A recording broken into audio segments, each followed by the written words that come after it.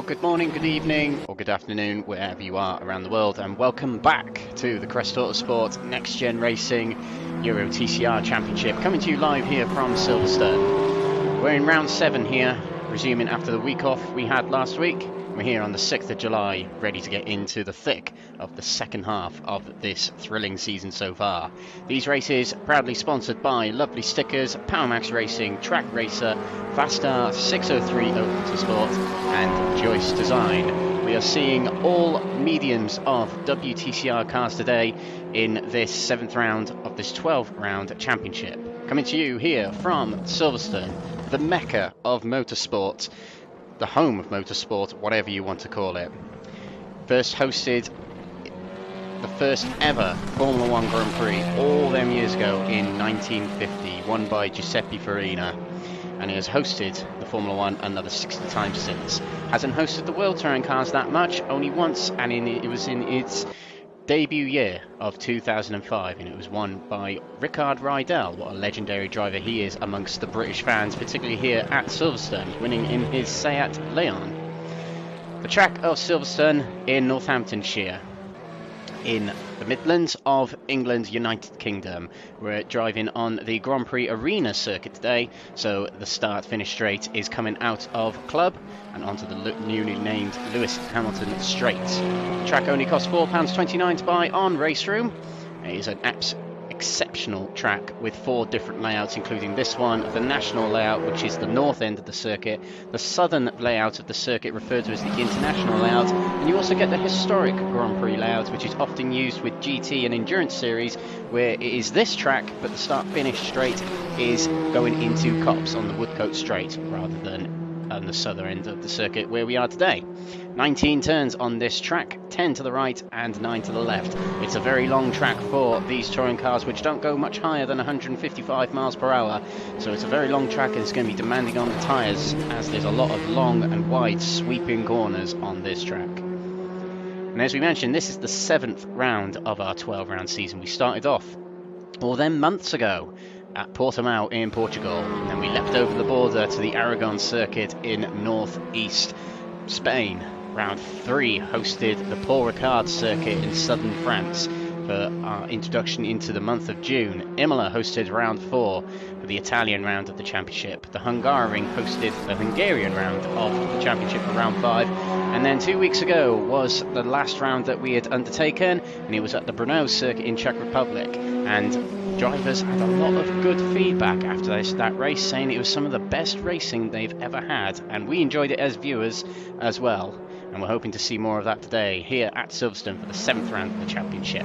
Spa-Francorchamps is next week, and I can't wait for that. That is personally my favourite track in the world, so that'll be a good one to watch. That's on the 13th of July. The Zandvoort circuit in Holland will host round 9 of the championship, with Anderstorp Speedway, aka the Scandinavian Raceway in Sweden, will be hosting round 10. Round 11 will be hosted at the Red Bull Ring Spielberg in Austria, which just hosted 2 Formula 1 Grand Prix, and the final round will be at Hockenheim, the final round of the championship on the 10th of August. You can still get involved in this championship if you wish to. Entries are still open. Just visit crestautosport.com to enter. You can also find out more about these leagues on the Crest Autosport RaceRoom Leagues Facebook group, as well as the Next Gen Racing Facebook group. Just search either of those names into Facebook and you will find the group to join. This championship sponsored by Lovely Stickers and all the other sponsors at the bottom, as you can see there, but Lovely Stickers providing the prize for the winning driver of this championship at the end of the season. And also prize plaques are going to be awarded to a select group of drivers, mainly the top 3 in the championship, and some other drivers earning special awards will receive plaques from Uncle Luke's Sign and Sticker Shop at the end of the season. These are the cars we will see today. A chosen few I have decided to put into this graphic, but we'll see all the TCR cars available in RaceRoom. There are 11 to choose from, including the Audi RS3, the Alfa Romeo Giulietta, the Honda Civic, the Lincoln Co. 03, the Renault Megane RS, the Volkswagen Golf GTI, the Hyundai i30N, the Peugeot 308, the Cupra TCR, and the Lada Vesta, and also newly introduced to RaceRoom, the Opel Astra.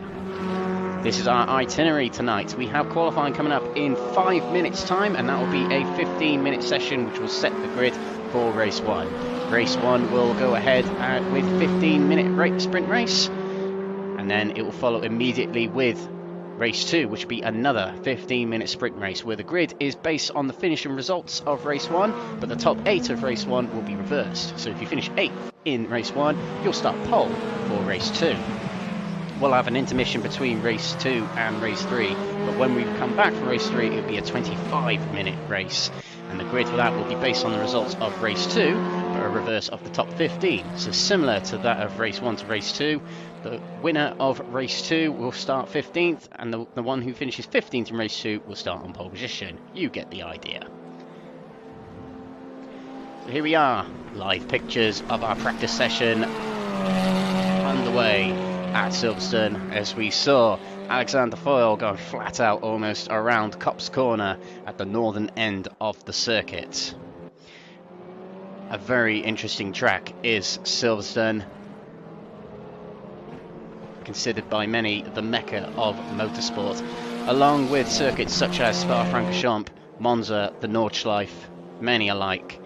But this one being particularly special as it has hosted pretty much anything you can imagine when it comes to racing, and is now the home of a round of the Crest Autosport RaceRoom Leagues and NXTGEN Racing RaceRoom League. So, a little more housekeeping while we wait for practice to finish before we get into qualifying. We'll give you a sit rep on the championship as we come into this 7th round of the championship. So here is a reminder of the results of the last round at Brno. So it was Ayman Hakim, aka Murasaki Tadashi. It's been a while since I've said that name, so a bit out of practice. Taking pole position, and he took the race 1 win, with Simon Johnson in 2nd place, new driver to the series that round, and he gave Ayman Hakim a real good run for his money, fighting to the very last corner, these two drivers were, and Simon Johnson had the lead starting the final lap, but it got taken away from him by our championship leader Ayman Hakim on that final lap towards the end of the lap. Lee Horn 3rd and 3rd, nice consistent for him for our 3rd place runner in the championship. Race 2 was won by the man we're watching out there, Alex Foyle, new to the championship as of round 4, but in round 6 in race 2 he took his opening win of the season in the Lincoln Co. And Simon Johnson, with a big fight through the field from 7th to 2nd place, got himself another 2nd place. Brilliant start to his championship and Crest Autosport RaceRoom Leagues and NXTGEN Racing Leagues campaign. Ian Deeney in 3rd place, picking up a few more regular podiums is Ian Deeney, a good drive for him in race 3. And Ayman Hakim with another storming drive, getting himself to the front very early on in the race and keeping himself there and developing a huge lead. Lee Horn battling hard through the pack to get himself 2nd ahead of his championship rival Jonas Lindberg, 2nd in the championship. And we'll go through the championship standings now coming into this round. Ayman Hakim is leading the way towards winning that lovely stickers prize. Jonas Lindberg is trying to hunt him down, but is 56 points behind the leader and has some catching up to do.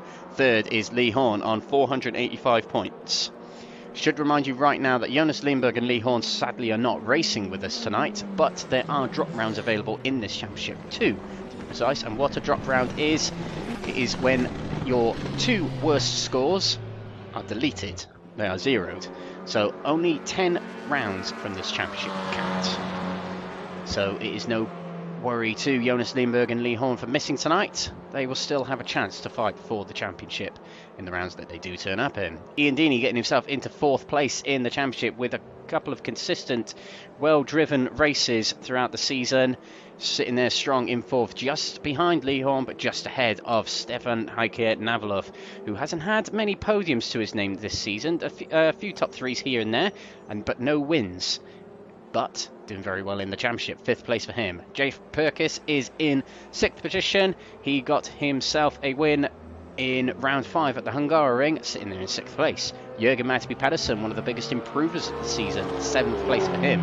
Ollie Hansen in 8th, followed by Fraser Rossens, who had a bad start to the season, but he's really picking up some points in the midpoint of the season. And Roy Plummer rounds off the top 10. Something to take note that the championship standings as you see him there, also decide the ballast that the drivers will carry into this race and the second race of the night here today. So Eamon Hakeem, leading the championship, will carry 40 kilos of ballast for qualifying in the first 2 races tonight, and it runs down in increments of 4, down to 10th place. And we have more statistics and more championships to keep an eye on, which form into prizes at the end of the season. We have Forever Forward standings, where Eamon Hakeem leads it away. This is basically how many positions you've gained from your starting position in the race to your ending position. So if your starting position is second and you finish first, you gain 1 place. So Eamon Hakeem leading the way on 68 places gained. We've seen what he can do from the back of the grid, so it's no surprise. But Jonas Lindberg there in second place with Jamie Dory, who hasn't attended many rounds this season, sitting there in third place. When he does turn up, he gains a lot of positions, as you can see there. Ian Deeney fourth and Jeff Perkins fifth. We also have an AM Championship now to consider. These are drivers who have not finished in the top 3 in the championship, but there is a championship for them to win. As we see Roy Plummer at the top of the standings, just 5 points ahead of Anastasios Georgiadis and Ben Payne in third place.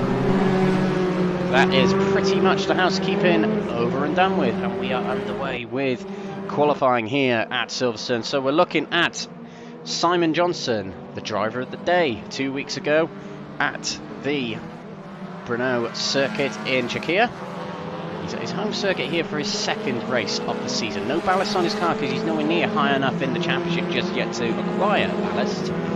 But sitting in 22nd in the championship, he'll be looking to get himself further up the order throughout the championship and go for a new championship when one starts back up after this one completes. We've also got to look out for Eamon Hakeem, our championship leader. He has been dominating qualifying throughout the season. In fact, his statistics are very, very impressive indeed. There's only been 1 race this season he hasn't qualified in the pole position, and that was round 3 at Paul Ricard. He did get second in that race, so he still could do it. His qualifying record so far is always on the front row of the grid. 5 pole positions this season for Eamon Hakeem, 11 wins and 14 top 3 finishes. Bear in mind, we've had 18 races, so it's quite an impressive record for Eamon Hakeem, as well as leading the Forever Forward Championship. We also have to look out for Jamie Doria. Welcome back to him. Sporadically attending a few rounds this season as he's very busy with work. There's only a few rounds he can attend, but he's here tonight in the blue and yellow Opel Astra, the only Opel Astra out there, and there's a lovely chrome effect on that H&R logo by there. I'm really liking that. 18 drivers in the field today. Other drivers to look out for. We have David Kernahan, who attended the Spa 50 event, if you watched that, in May, hosted by us. And he is taking his debut to the championship today in the Gordon Shedden Audi 2018, that might be. No, it's 2019. There's a very distinct difference between the 18 and 19. You can only tell when it turns to the side. But welcome to the championship to David Kernahan. He did pretty well in the Spa 50 event. I believe he finished in the top 10. So expect good things from him throughout this season. Debut winner last season, and last round, as we see him taking an excursion off at Village there. Alex Foyle joined the championship round 4 at Imola. Got his debut win of the season at Brno 2 weeks ago. Alex Foyle did very, very well in the DTM championships we hosted at the beginning of the year, so expect good things from Alex Foyle, certainly. We've got Roy Plummer also in a Lincoln Co. As he's going through the first corner of Abbey there. He's got the Opel Astra of Jamie Dory just ahead of him, but Roy Plummer leading the AM Championship coming into tonight's round, just 5 points ahead of Anastasios Georgiadis.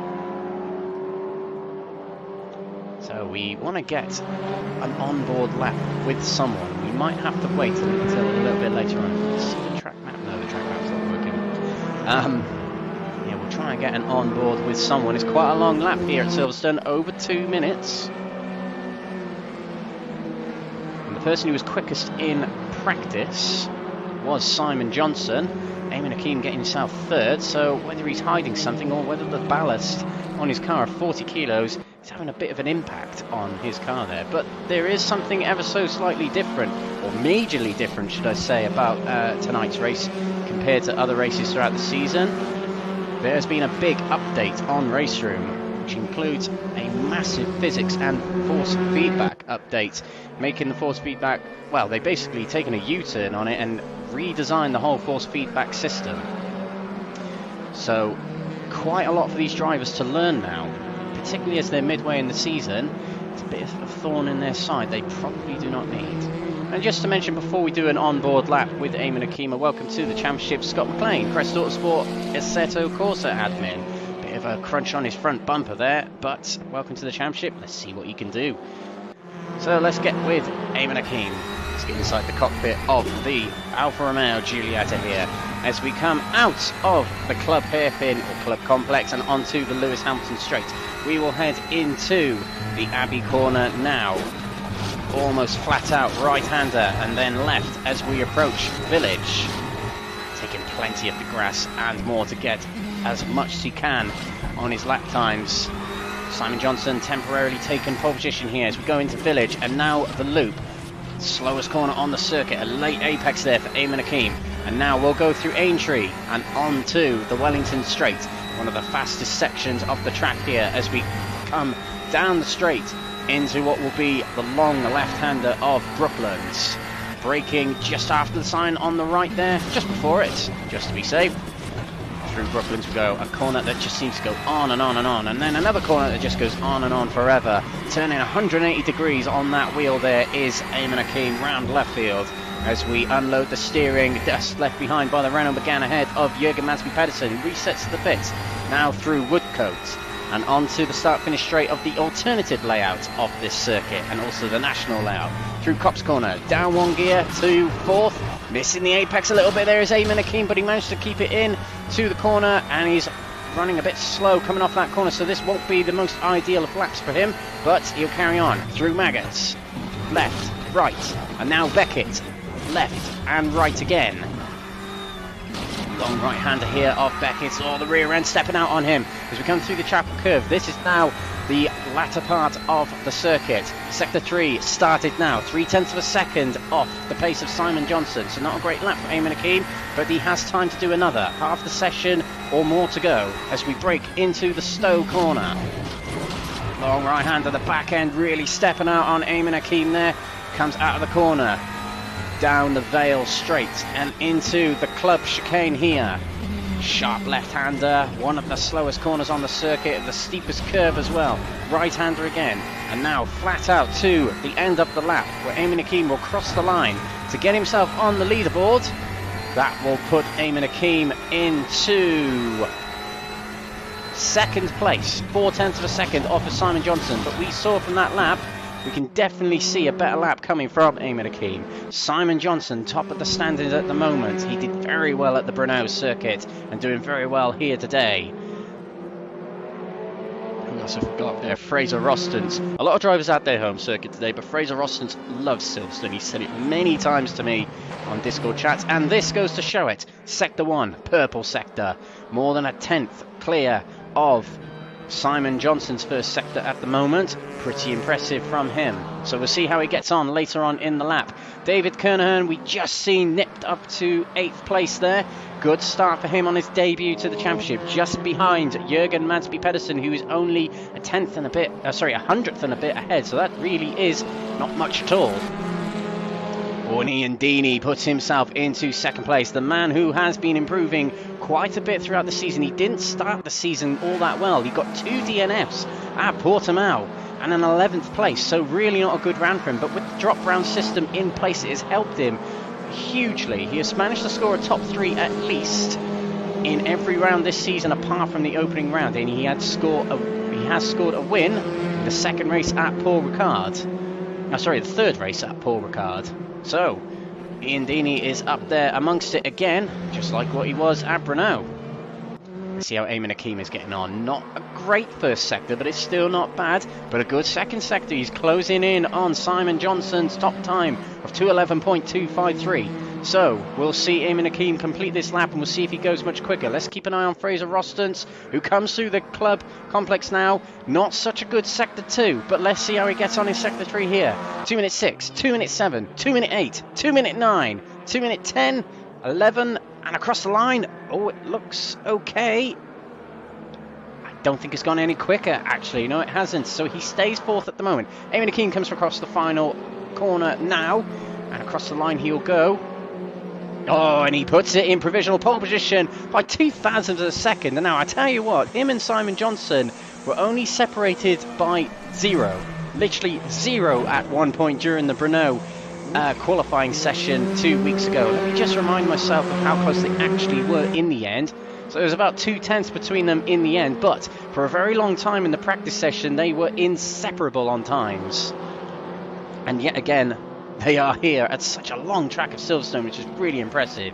2000s. Jamie Dory passing Scott McLean there. And will start a fresh new lap. The next gen driver in 12th at the moment. He'll be looking for better, as he did very well in practice. So there's plenty in the tank for him to achieve. As David Kernahan has got himself into 6th place. A good debut for David so far as qualifying is concerned. What else have we got? Climbing up the order. We've got a few more drivers joined us in the server rather late, but they'll be doing times. Oh, Ben Payne has just put himself into 12th place. 3rd in the AM category at the moment. He'll be looking for a good meeting today to get himself further up in the standings overall and in his category. Stephen de Grevelier, his first race in the Hyundai. He has swapped cars. The compromise of swapping cars, you lose all half of your points.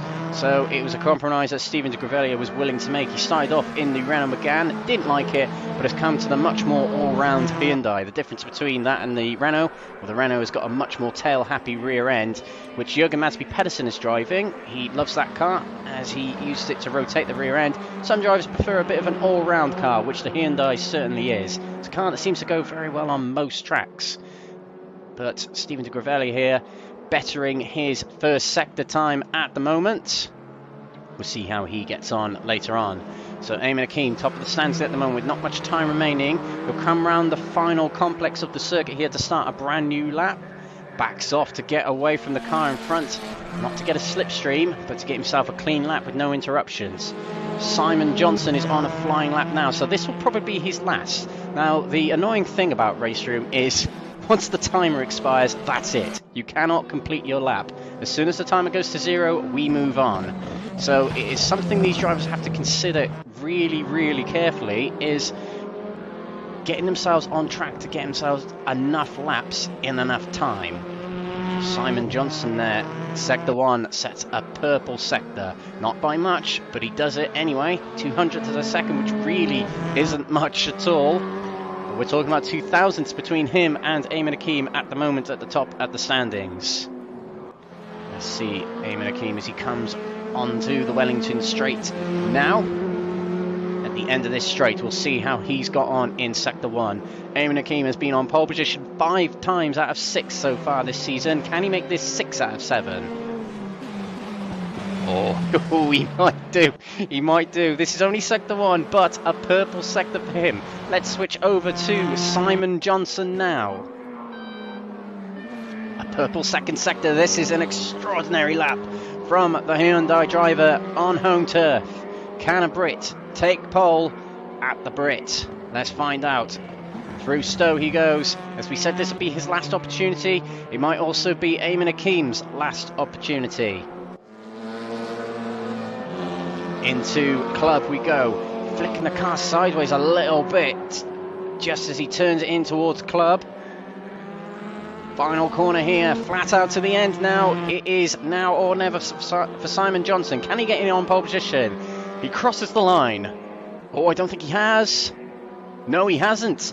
He has done something completely wrong in sector 3 and he will not go any quicker. So Eamon Hakeem, unless anyone says anything about it, will be on pole position yet again. George Russell is referred to as Mr. Saturday. What about this guy here? Mr. Pole Position, or something along them lines. So he comes down the Vale straight here. Through Club Corner. He's got a bit of a draft ahead of him from Anastasios Georgiadis and the Audi. This will be helping him along in this sector, so just to rub salt in the wounds, he doesn't go quicker. Oh, that surprised me. So both him and Simon Johnson didn't quite get the third sector quite right. It's a very tricky sector. I remember doing it in the British RaceRoom Championship, and it was an incredibly difficult sector to get right every single time. But our top two seems to be Eamon Hakeem and Simon Johnson at the moment, unless Elliot House could say something about it. Doesn't look like it from the sectors, but we'll see where he gets to. 15th at the moment, 213.8. Does that put Elliot House any higher? No, it doesn't. So Elliot House currently 15th. David Kernahan has just started a new lap and won't be able to finish it, so it'd be 6th for him. Alex Ward will probably not be able to finish this lap, so this will be just practice for him. We've got Mark Arrowsmith coming down. I think that's the hanger straight, can't quite see it. Yes, it is, so he'll be cutting it fine on this lap and might be able to get himself higher. So Mark Arrowsmith was our driver of the day at, I think it was the Hungaroring, but RaceRoom being RaceRoom gives us the standings quite early. So qualifying results at the moment: Eamon Hakeem on pole position with Simon Johnson in second place. Ian Deeney takes third with Fraser Rostons in fourth. Ikea Navalov slotting himself right in between those British drivers in fifth there, with David Kernahan taking sixth position. Alex Foyle seventh, and Jeff Perkis in that eighth place. We'll get those standings back up for you. It's just what RaceRoom does. It doesn't give us much of a window to look at the standings. But we have something I like to call Windows print screen, which allows us to do this. Not ideal, I know, but it's all we can do with RaceRoom. 8th, as we mentioned, Jeff Perkis. Jürgen Masby Pedersen is in 9th with Jamie Dory. I think he would consider that disappointing, considering he has no ballast on board. 10th for him. Roy Plummer, our leader in the AM category. First of the AM drivers up there in 11th place. Ben Payne takes 12th. He is third in the AM standings at the moment. Ollie Hansen in 13th with Alex Ward 14th. Elliot House 15th with Mark Arrowsmith 16th. Stephen de Gravelia will line up 17th with Anastasios Georgiadis in 18th. Gabriel Lopez in 19th with Scott McLean rounding out the field in 20th. Couple of drivers missing tonight, sadly, from this race. We could have had more than 20 tonight, but it's a few people under the weather, particularly co-host of this series alongside me, Lee Horn, who's got a terrible toothache at the moment. Really painful from what I can hear from him, so wishing him well and a happy return to sim racing next week, which will be at Spa-Francorchamps, a circuit he likes, so hopefully he'll be back for that. And Jonas Lindberg, not actually sure what he's doing, but he is out of action this week. Both those drivers, the two mentioned there, second and third in the championship, but with drop rounds in play here. So drop rounds are your worst scores zeroed. 2 in this championship. It will not affect them that much as they get those drop rounds anyway. So Mark Arrowsmith heading out on track to do a little bit of a few practice starts. So these cars do have launch control. As we see him, well, he was going to take off, but it has pulled the server into race mode, so didn't really happen for Mark Arrowsmith there. But we're about to get underway for the opening round of the night. We have got 3 races in store for you today, 2 15-minute races and a 25-minute race later on in the night. But this is the Euro TCR Crest Autosport RaceRoom League in alliance with NXTGEN Racing. We're here at the Silverstone Grand Prix circuit for round 7 of the championship. My name is Alex Everett, your commentator tonight from Crest Autosport TV on YouTube, Twitch and Facebook. Welcome wherever you are watching around the world and whatever streaming platform you're on. Hope you enjoy the racing tonight. Every round so far this season has been thrilling, and I don't think it's going to stop anytime soon. We have got Eamon Hakeem, our championship leader, on the front row with Simon Johnson lining up alongside him. It's number 31 versus number 30. We are about to get underway here. Lights are red. Away we go, lights are green. It's a bad start for Eamon Hakeem, so it's a good getaway for Simon Johnson and Ian Deeney. They all swerve to get around the Alfa Romeo as we come towards Abbey Corner here. Simon Johnson takes the lead, 3 wide, going into the first corner between Ian Deeney, Eamon Hakeem and Fraser Rostons, but Eamon Hakeem manages to keep hold of that second place. Lucky for him, going into the village hairpin now. This is going to be very tentative. Look at that lunge from Fraser Rostons going into the corner to take second place early on here. Brave move from him as Eamon Hakeem tries to get it back up the inside. Contact between the two of them as they both go a little bit sideways. Fraser Rostons back down to third place now. Ian Deeney trying to sneak back up his inside. That is Jeff Perkins versus Heike Navalov as well as they gain rapidly on Ian Deeney coming down the Wellington Straight here. On the inside is Heike Navalov as we come into Brooklands. Deeney breaks away later than his fellow Alfa Romeo Gavra Racing driver. Through we go, round Luffield. Good start for Simon Johnson. Got a better start than Eamon Hakeem and gets himself into the first position, which is where he wanted to be. A slow down penalty for Elliot House as he's got Alex Ward on his Gabriel Lopez on his inside coming around Luffield. Field, we've got Alex Fall into 7th place. Jamie Dory up 2 places already into 8th place in the Opel Astra there. Side by side is Jeff Perkins and Alex Fall. Foyle looking to get himself into 6th place. He uses all the road to keep Jeff Perkins wide and may take the position here. Yes, he does. Alex Fall there sneaks ahead. Oh, and it's a very slow bunch up of cars ahead as Heike Navalov has backed up the Lincoln of Alex Fuller there, going through Maggots and now Beckett's. Onto the Hangar Straight we'll go now. A big slipstreaming opportunity for these drivers to make a move going into Stowe. We've got Jamie Dory on the outside there of Jeff Perkins, getting a slipstream from Alex Full, who's getting a slipstream from the car ahead of Deeney, I think that is. Into Stowe we go. Boyle on the outside of Heike Navalov. Oh, and it understeers away from him. And that's Jamie Dory going sideways. But Jeff Perkins getting the undercut coming out of Stowe. And he'll have the outside of Heike Navalov. No, he won't. He'll tuck back in behind Alex Fall as Jamie Dory sneaks up the inside. Great racing so far from these guys. And there's only 1 lap in. Perkins back on the inside of Alex Fall. Getting very close to one another coming around the final corner. But Perkins retains 6th, putting Alex Fall back down to 7th and keeping Jamie Dory back in 8th. But our race leader at the moment is Simon Johnson as him and Eamon Hakeem fly away from the field so far. Fraser Rostons trying to fend off Ian Deeney in 4th there. Coming into village hairpin there. Jeff Perkins with a big lunge on the inside of Alex Fall. But Fall has the inside for the next corner of the loop. As we come onto the Wellington Straight shortly through Aintree, the flat out left-hander here. Alex Fall will get himself into 6th place. Goes down, we've got Ollie Hansen versus Gabriel Lopez. Ollie Hansen usually a bit higher up than this, so we'll see how he gets on the remainder of the race, but not a great start for him. Mark Arrowsmith has gained a few positions, I believe. Oh, we've got a side-by-side action between Jeff Perkins and Jamie Dory. Perkins covering off the inside. Oh, that's not who we wanted to watch. Who was meant to be these two is go on board with the helicopter. Coming around Woodcote now. In fact, we'll switch to that camera.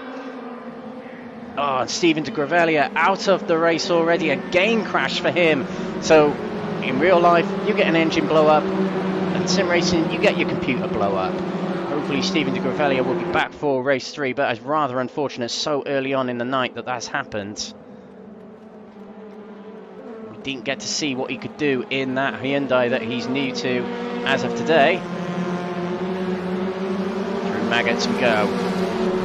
Not much to tell on this lap between these drivers as Alex Foyle at the beginning of the night snuck ahead of Jeff Perkins to take 6th place. Coming down the Hangar Straight here. Now we haven't got the chase cam bug anymore, so it's been fixed. Yay! Oh, and there's a big lunge on the inside there. That's Jamie Dory trying the inside of Jeff Perkins. Didn't quite work. But he'll try again in another corner. Will there be a lunge? Jeff Perkins goes to defend the inside going into club. And on the outside of Navalov, there is Alex Foyle. Not the ideal place to go for an overtake on the outside of that corner. But he's letting Navalov know he's there and he's going to try what he can to get past. At the front, half a second between these two. These two fighting it out in race 1 at Brno as well. Johnson versus Hakeem. Big run there from Alex Fall. Now, watching the top 8 here is crucial because finishing 8th. Oh, big lunge there from Fall, but didn't quite make it. But yes, finishing 8th in this race gets you pole position for race 2. So it's a very important position. One that Jürgen Pedersen will hope to close in on. 9th at the moment. And he is that much behind Jamie Dory, who has now found himself alongside Jeff Perkins, who gives room on Jamie Dory on the outside there as we come into Brooklands. We've also got Alex Ball on the inside of Navlov. The two come together and Foyle can't help but go sideways. He rejoins the track but will lose a few positions as we see Jamie Dory on the inside of Jeff Perkins. Brilliant move there on Jeff Perkins to get himself at the inside, but Alex Ball falls to 8th place. What looked like a pretty decent move. The two came together door to door and has shifted the Lincoln Co. lumber bus almost sideways and onto the grass. But Jamie Dory ultimately gains 2 positions, half as a result of that. Oh, as he runs wide coming out of Cops, that will be a slow down penalty which he'll have to serve, which is basically, yep, you can see drivers going side by side with him already. He'll have to serve that by easing off the throttle or gently applying the brakes to serve that slow down penalty. Usually the drivers have to serve it offline. They cannot impede another driver serving a slowdown. But it seems that Jamie Dory has shaken that penalty off somehow or another. Flash of the lights there from Jeff Perkins. Comes out of the slipstream. I'm not entirely sure why. As Alex Ball takes a big lunge. And he in fact hit Jeff Perkins in doing so. Perkins is off the track and into the gravel. We saw contact between him and Alex Ball. Alex Ball nipping out of the slipstream to try breaking into the corner. And that has knocked Jeff Perkins down to 10th place. And Alex Ball has realised what he's done is waiting for Jeff Perkins and going to let him pass, presumably. Very sporting from Alex Ball there, but it will compromise his race. He eases off the throttle to let Jeff Perkins back by. So this promotes Jürgen Pedersen into the top 8, which we were just commenting on only a lap ago. And also, AM Championship leader, Roy Plummer. We have something going on back here. Ben Payne and Alex Ward in the wall there. So both drivers might have had contact together. Alex Ward is in the wall there. Back here, David Kernan, and I'm not sure what's happened to him. He started off in 6th. He's dropped well down the order. We have 3 retirements already. Ben Payne, Alex Ward, and Stephen de Grevelia. Alex Ward is not recovering his car. I'm not entirely sure where he is on the track. That looks like Brooklands. But we have action at the front. Simon Johnson now has to defend from Eamon Hakeem, who gets a good run coming out of left field, but not enough to get underneath Simon Johnson. Now the big difference between these two drivers, Simon Johnson hasn't got any ballast on board. Eamon Hakeem in the Alfa Romeo there has 40 kilos. Now that's only 40 kilos compared to some series who pile on about 60 to 70 kilos, but it's still significant. It shows that Eamon Hakeem is doing a very good job, relying on the slipstream, sitting behind Simon Johnson. But Fraser Rostons is putting in a few good laps. He's now within 2 seconds of the leaders. Might he be able to close in? Fraser Rostons also has no ballast on the car. So you've got to say, there's the no waiters against the weightier Alfa Romeo here of Eamon Hakeem. Been doing so well in the championship. Your punishment is we slow you down with ballast.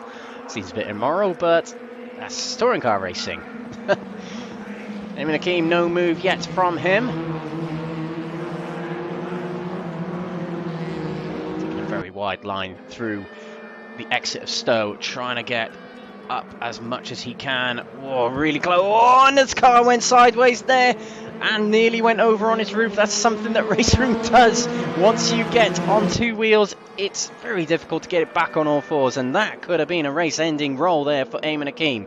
Just about keeps it going, loses a little bit of time, but that'll help draw in Fraser Rostons in 3rd there. That is the view from Rostons. He's got the 2 leaders ahead of him.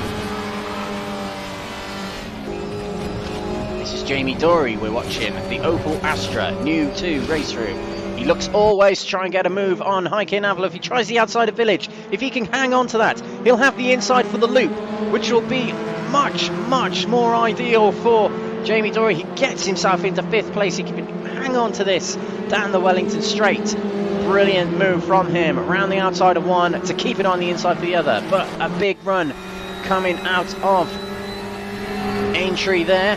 Navlov will look to the inside. Can he be later on the brakes? No, he can't. Jamie Dory is flying in that Astra there. Back with the front runners.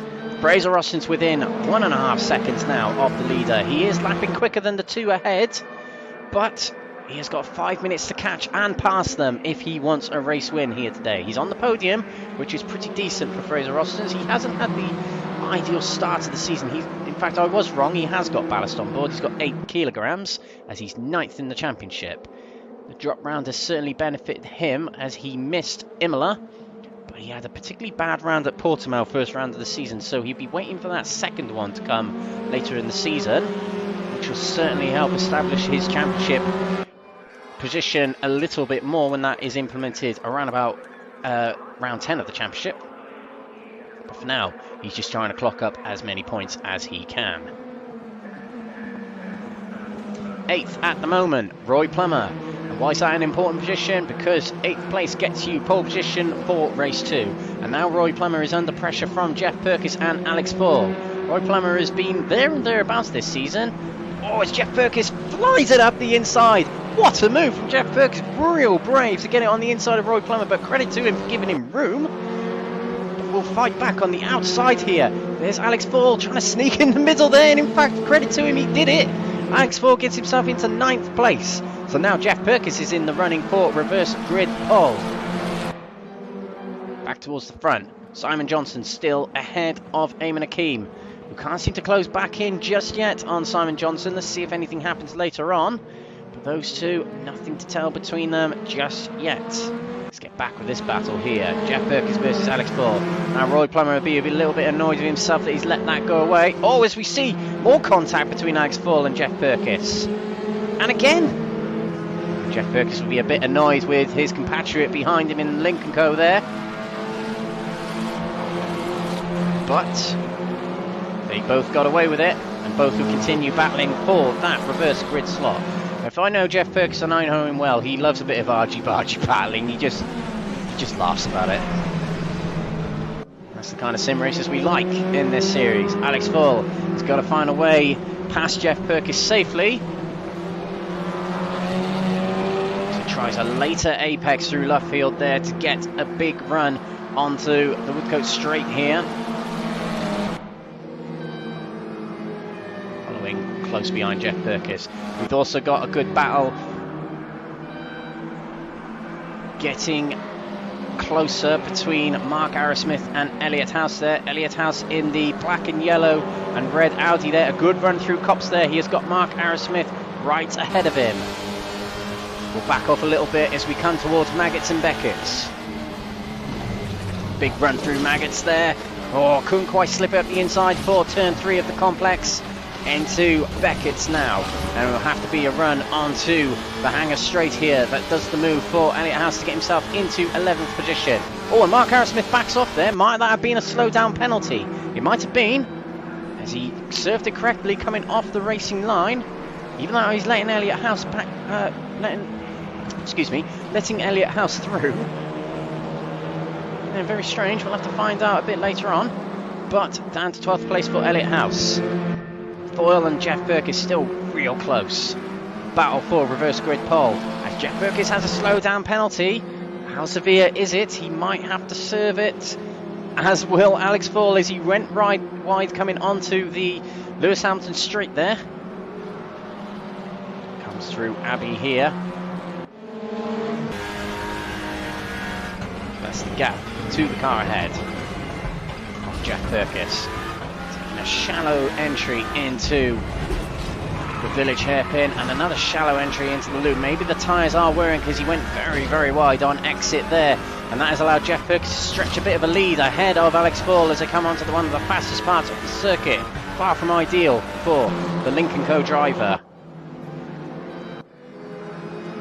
Now these front runners will be on their final lap here. Simon Johnson leads it. He hasn't won a race yet this season. He's only done one round prior to this, and that was at Brno 2 weeks ago. He very nearly got the win in race 1. He couldn't quite get the win in race 2 as there wasn't enough time to catch up with the leader of Alex Foyle. But will this be his moment? He was our driver of the day last week, and he looked like the only person who could deny Eamon Hakeem of that win. Eamon Hakeem, though, we know him well. He will push like crazy on this last lap to try and deny it from the driver ahead of him. Fraser Austin's there in the wings, in the grey Audi there. We'll be looking to capitalise on any mistake these two make here. Coming down the hangar straight for the final time. The time will expire and the checkered flag will be waiting for these drivers at the end of this lap, which is in just a few corners' time. Through Stowe Corner.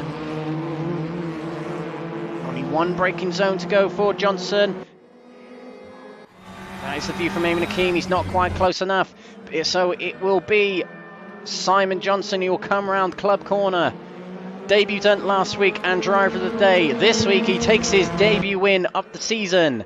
Simon Johnson wins race 1 of the night here in round 7 at Silverstone. Eamon Akeem, not quite where he usually finishes, but he's still got another top three, making it top 3 number 15 for him in 19 races. Fraser Austin's with a good podium for himself there. His 4th top 3 of the season.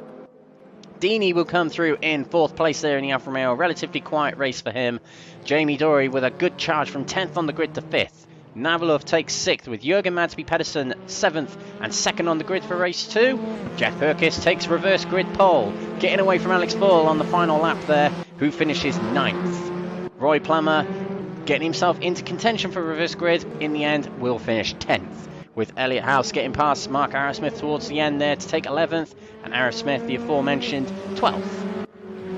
Ollie Hansen, a disappointing race for him, top 10 in the championship. He would have expected better from himself, I presume, but there are your classified standings. Only 3 DNFs. Oh, there's drama. There's drama.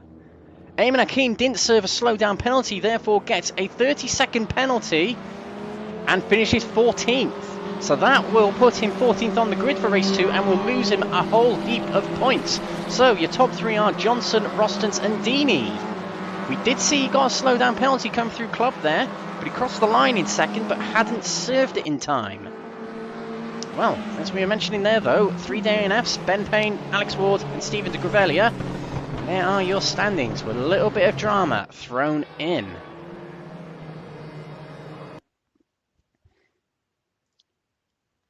Little bit of advertisement for Thrustmaster there. So there we go, that was race 1 of the night. We'll be going away for a quick break and we'll be back very shortly with race 2 of the night. Very quick break, we'll be back very soon. Thank you for watching thus far.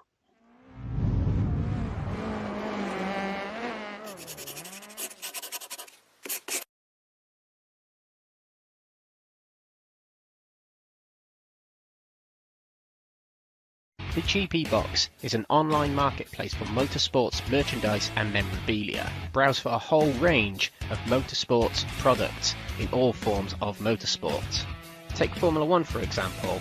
There is a whole section dedicated to Formula 1 products from your favourite drivers, cars, teams or tracks from all eras of Formula 1. There are more series available including WRC if you are a rally fan.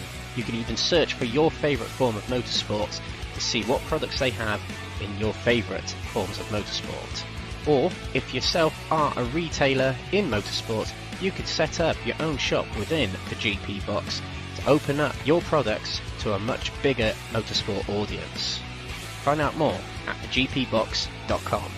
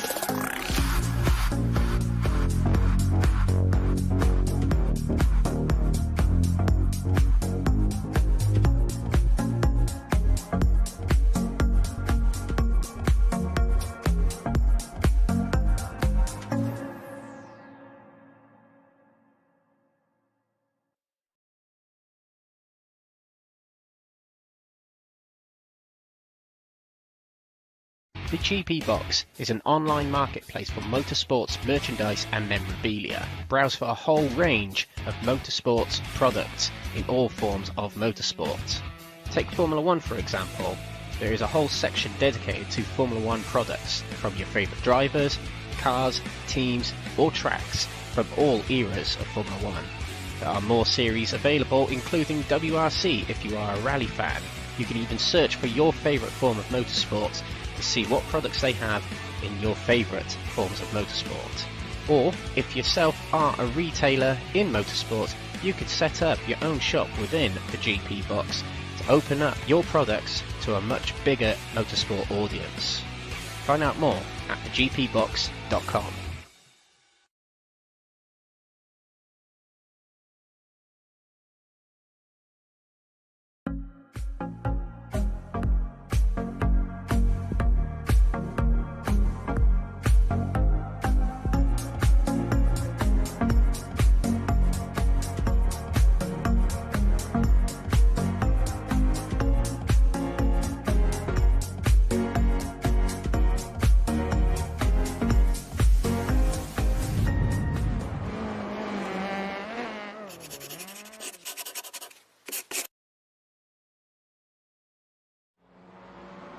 Welcome back everyone, and this is race 2 coming up very, very shortly on the Crest Autosport RaceRoom Leagues in alliance with NXTGEN Racing. So the drama of race 1 was that Eamon Hakeem got a slowdown penalty on the final corner of the final lap and did not serve it before he crossed the start-finish line.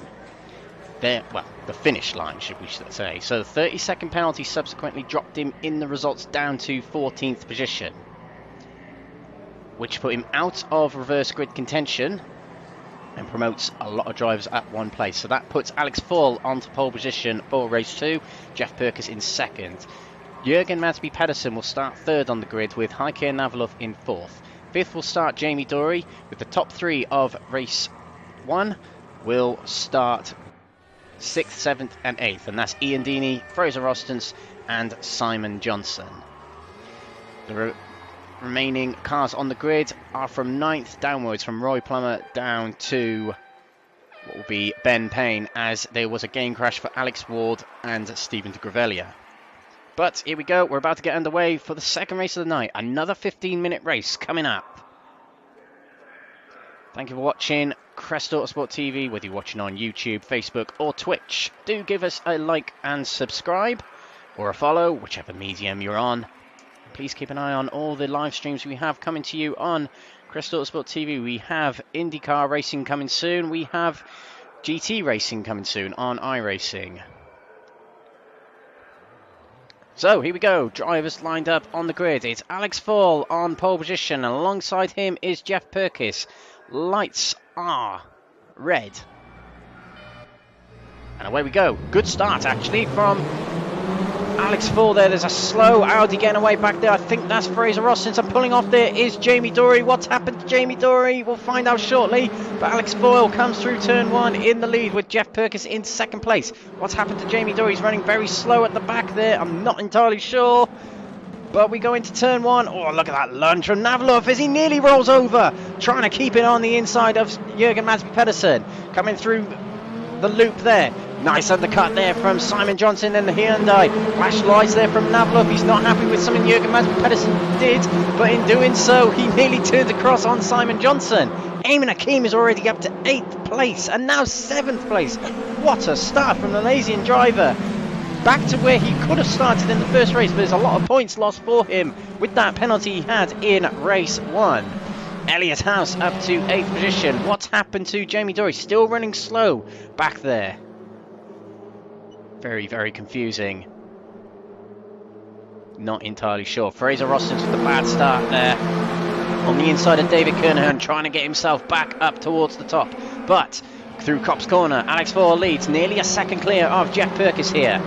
In second there, Jürgen Madsby Pedersen, 3rd place for him at the moment. Eamon Hakeem with another slowdown penalty, slightly ironic, but he's in 7th place at the moment, trying to hunt down the drivers ahead, trying to get himself big points back on the board from what he's missed out in race 1 there. The angry Eamon Hakeem trying to get himself head down and go for it.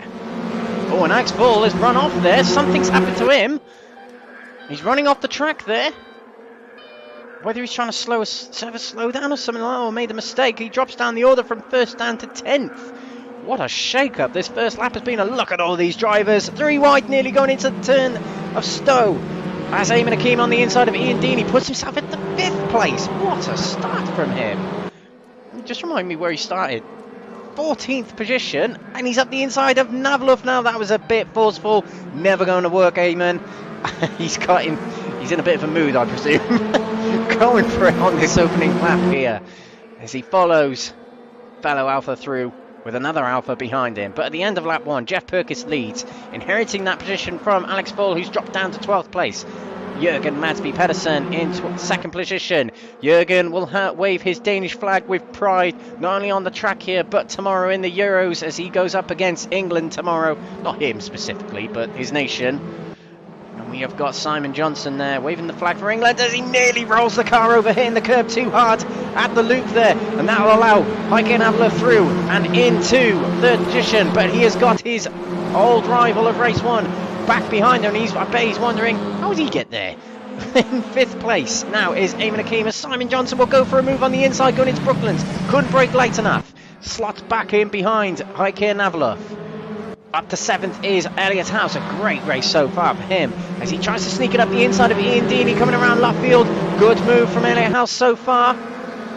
Keeps it on the inside. And this will be for 6th place if Elliot House can complete the move. There is Ian Deaney on a bit of door-to-door, wheel-to-wheel contact there. And that's slowed down here. Elliot House gets into 7th place. Hakeem right at Cobbs there. Needs to be careful of those slowdowns. They bit him on the behind before. Simon Johnson takes a big lunge towards Navalov, runs a bit wide coming through Magazine, now through Beckett. He has got to not only try and get himself up the order, but he's got to defend the position from Eamon Hakeem, who we've seen time and time again just find gaps in the smallest of places. Paul Ricard, quite notably, he was finding gaps on everyone to get himself further up the order. We see Simon Johnson lining up a move on Navalov. He looks to the inside, late on the brakes, couldn't quite get it on the inside. All this is going to allow Jeff Perkis and potentially Jürgen Madsby Pedersen to drive away at the front there. Jeff Perkis already has a win to his name, remember, as Navalov defends the inside. So Jeff Perkis' win came at the Hungaroring 3 weeks ago. Well, Simon Johnson had a good run coming out of club there. Not enough to get on the inside as we complete lap 2 here at Silverstone. It's a trail of cars here looking to get into 2nd place here. The onboard from Simon Johnson right in the middle of all this battling. We have got Navalov, big lunge to the inside of Jürgen Madsby Pedersen, broke too late, runs wide, and that compromises it. But we've got Eamon Hakeem trying moves on Simon Johnson and Jürgen Madsby Pedersen, who's on the inside of Simon Johnson. Johnson finding the outside and keeping the outside. Big door-to-door contact there between the two drivers. They'll come down the Wellington straight here. This will slow them down, so they need to be careful. Eamon Hakeem looks to the inside of Simon Johnson now as we come into Brooklands corner. Yes, he does make a later break. Door-to-door contact between the two. 30 versus 31. Into left field now. Deaney on the outside and a big hit from the rear from Simon Johnson on Eamon Hakeem. More contact still. As they come around left field, it is a swap of positions only between Hakeem and Johnson here. Hakeem back onto the podium after the disappointment of race 1.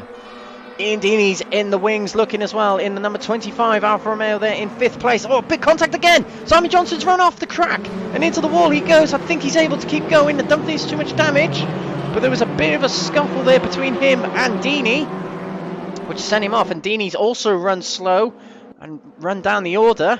So Simon Johnson there, now in 12th position, has got it all to do again, but not on the ideal part of the race, whereas Eamon Hakeem had lap 1 to get himself through the order.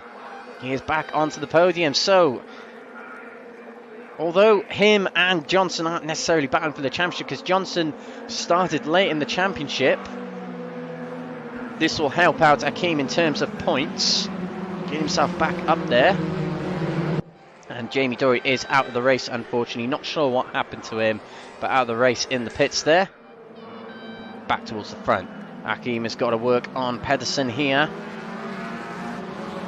We've got Akim there in the Italian flag liveried Alfa Romeo, and in front of him is the all-black Renault Megane. Elliot House and Mark Arrowsmith find themselves in very healthy positions of 5th and 6th. The Audi and the Honda. Aaron Akim looking to get himself into 2nd. And then he can try and close in on Jeff Purkis. Oh, on 2 wheels there, nearly rolling it over again. He nearly did the same in race 1. You've got to be so careful of them sausage curbs on the inside of a lot of these corners here at Silverstone. And RaceRoom is a very unforgiving sim when it comes to gravity. Once you get yourself in the air, you don't come down. It's been a very topsy-turvy race. There's been a lot of drivers up and down the field. Fraser Rostons dropped down to 14th. Simon Jobson dropped down to 11th. Eamon Akim started low down the order and has got himself back up the order. Strange indeed. Alex Fall started pole position. He's now in 13th. Jeff Purkis here, haven't mentioned him much because he's just been doing a Max Verstappen in this race, leading out in front and pulling away and holding up the man on the attack.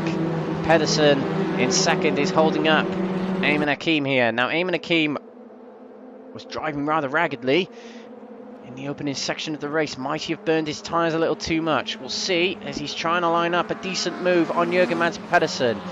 He'll take a late apex through Beckett's there, and he's already alongside Jürgen Mads Pedersen, and will have the inside as we come down to Stowe Corner. Pedersen, I'm sure, did everything he could, but Eamon Akim was just able to hook up that car so well through Beckett's there, and into 2nd place goes the championship leader, back to where he was in race 1 before the subsequent penalty came. How good would he have done in this race if he hadn't finished lower down the order? And there's a car, well, there's a few cars backing up behind Jürgen Mads Pedersen here. It's Navalov under pressure from Elliot House here. And back there, that is Arrowsmith versus Ian Deeney. This is House real close to Navalov. Decides not to go for a move here. And a drive-through penalty for Ian Deeney, ignoring slow-down penalties. So the man who finished 3rd in race 1, 7th here right now, has to go through the pits and will probably lose most of the positions here in the race here. So that is big points out of the question for Ian Deeney here. May as well keep going because there's still championship points. But that's a big loss for him as he was 4th in the championship coming into tonight. It is all kicked off tonight, it's got to be said. Mads Pedersen can't close in on Eamon Akim. Akim being the quickest man on the track consistently all season. He's got 3.5+ seconds to gain on Jeff Purkis in 5 minutes of racing.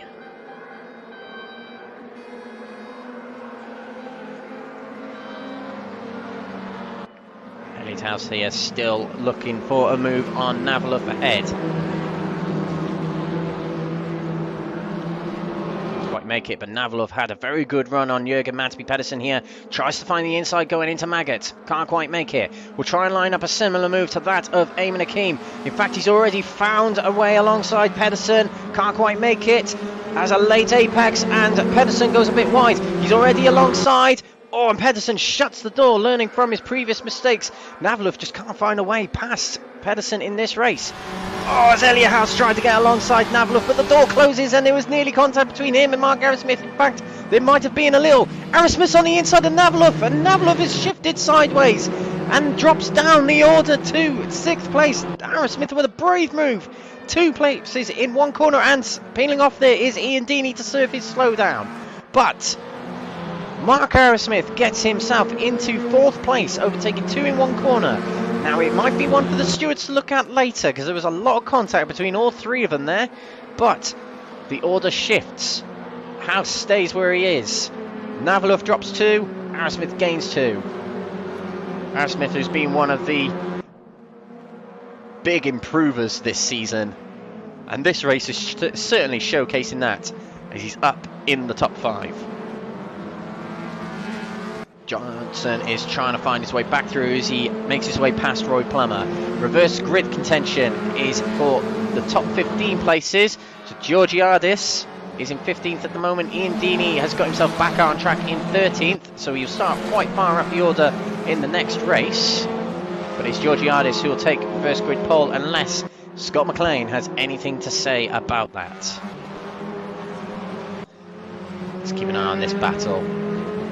Elliott House behind Mark Arrowsmith.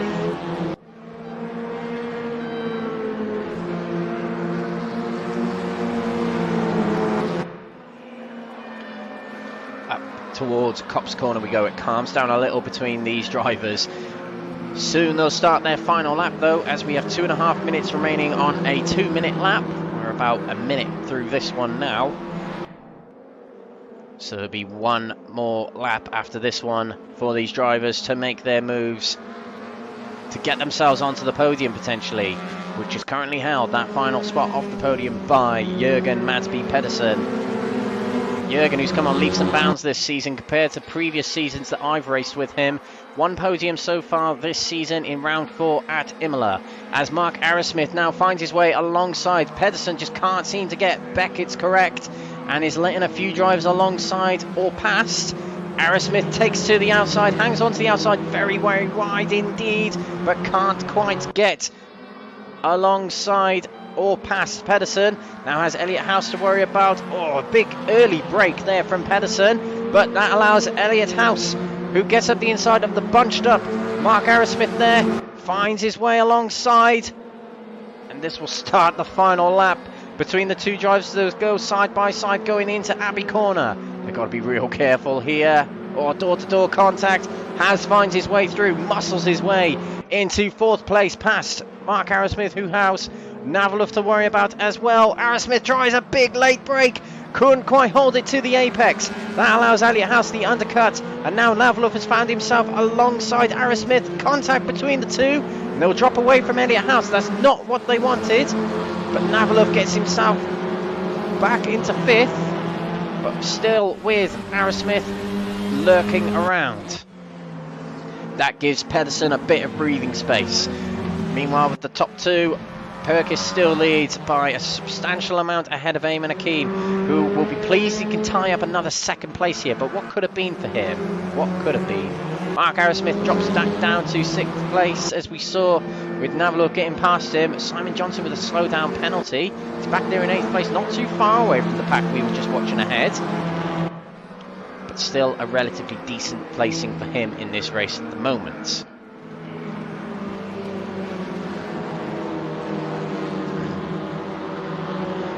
David Kernan didn't have a good first race, but this second race much better. He gets himself into 7th place at the moment. Very good start to his Crest Autosport and Next Gen Racing campaign.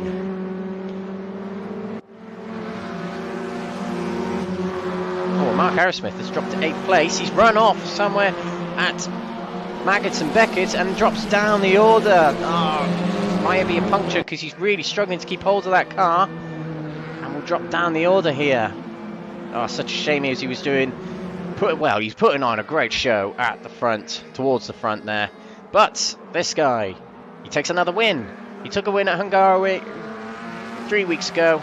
He'll take another win here at Silverstone on his home circuit. Jack Perkis takes race 2 here of round 7. Eamon Akeem gets a 2nd place, which he probably should have done in race 1.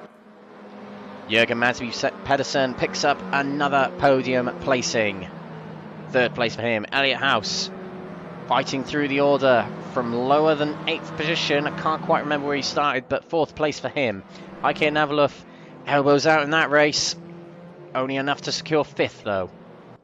Simon Johnson, what could have been for him, but still 6th place. Kernahan with a good comeback in race 2 there. Following the disappointing race 1, he gets himself 7th. Alexander Foyle finishes where he finished in race 1, 8th place for him. Roy Plummer, nice consistent night for him. He's in 9th, just ahead of Ollie Hansen, and Mark Arrowsmith in 12th.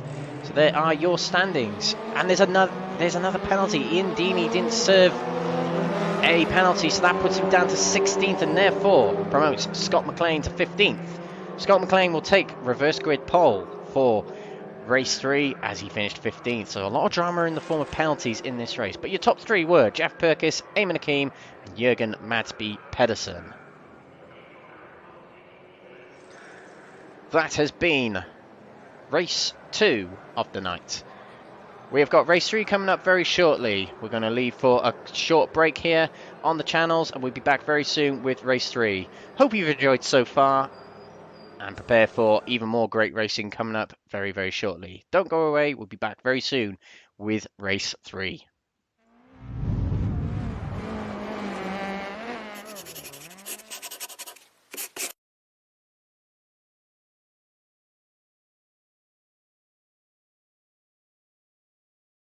The GP Box is an online marketplace for motorsports merchandise and memorabilia. Browse for a whole range of motorsports products in all forms of motorsport. Take Formula 1 for example. There is a whole section dedicated to Formula 1 products from your favourite drivers, cars, teams or tracks from all eras of Formula 1. There are more series available including WRC if you are a rally fan. You can even search for your favourite form of motorsport to see what products they have in your favourite forms of motorsport. Or, if yourself are a retailer in motorsport, you could set up your own shop within the GP Box to open up your products to a much bigger motorsport audience. Find out more at thegpbox.com.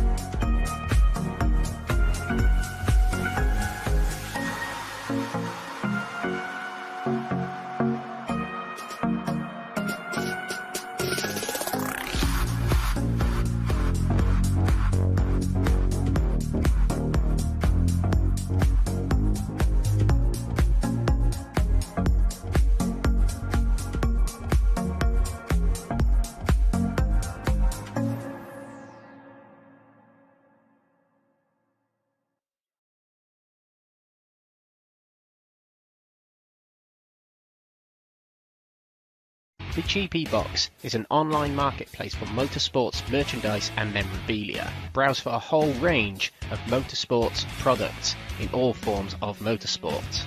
Take Formula 1 for example. There is a whole section dedicated to Formula 1 products from your favourite drivers, cars, teams or tracks from all eras of Formula 1. There are more series available including WRC if you are a rally fan. You can even search for your favourite form of motorsport to see what products they have in your favourite forms of motorsport. Or, if yourself are a retailer in motorsport, you could set up your own shop within the GP Box to open up your products to a much bigger motorsport audience. Find out more at thegpbox.com.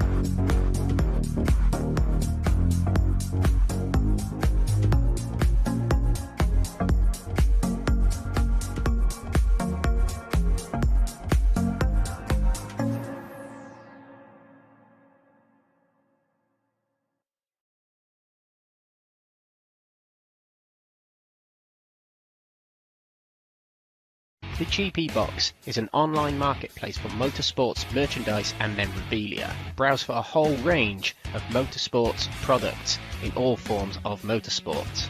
Take Formula 1 for example. There is a whole section dedicated to Formula 1 products from your favourite drivers, cars, teams or tracks from all eras of Formula 1. There are more series available, including WRC if you are a rally fan. You can even search for your favourite form of motorsport to see what products they have in your favourite forms of motorsport. Or, if yourself are a retailer in motorsport, you could set up your own shop within the GP Box to open up your products to a much bigger motorsport audience. Find out more at thegpbox.com.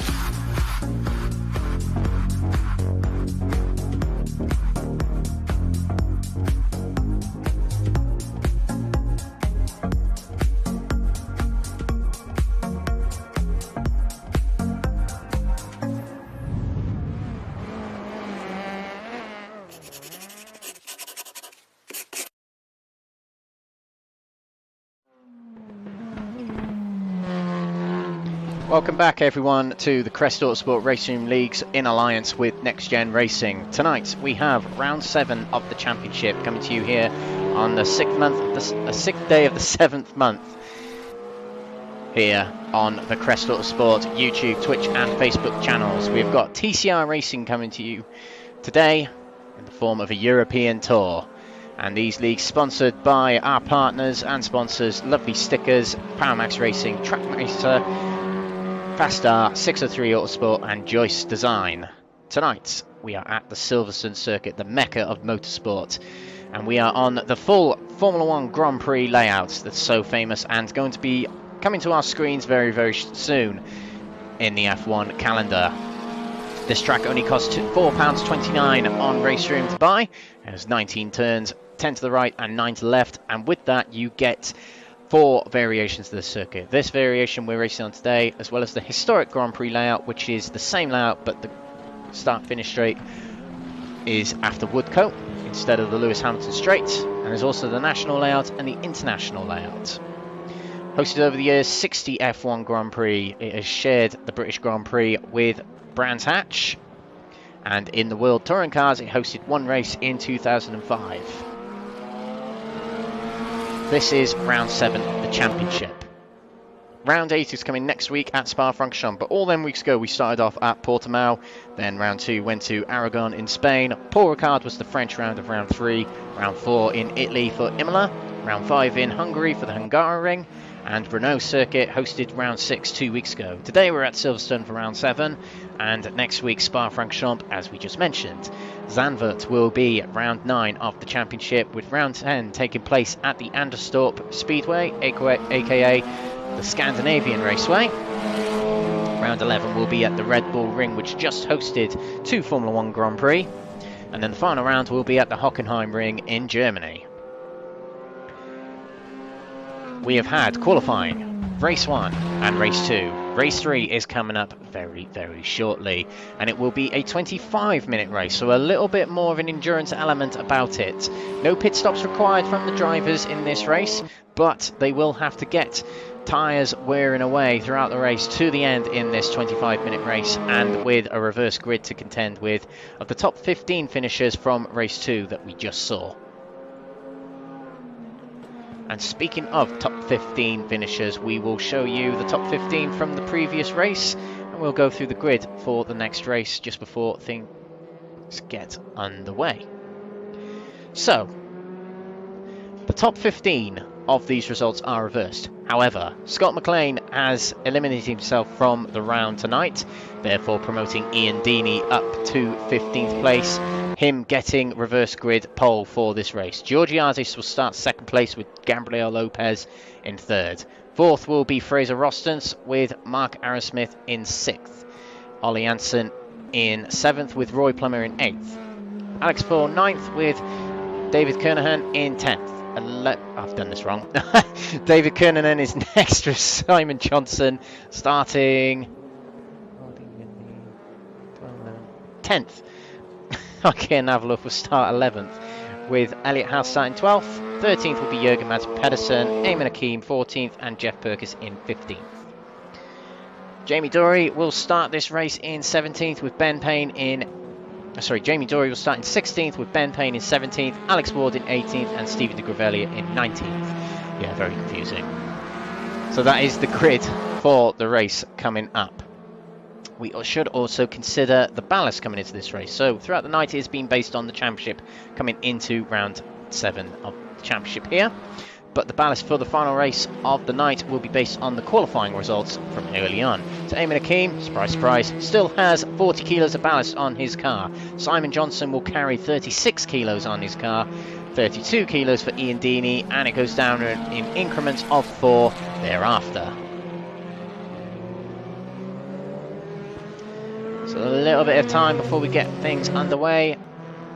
Near sunset here at Silverstone.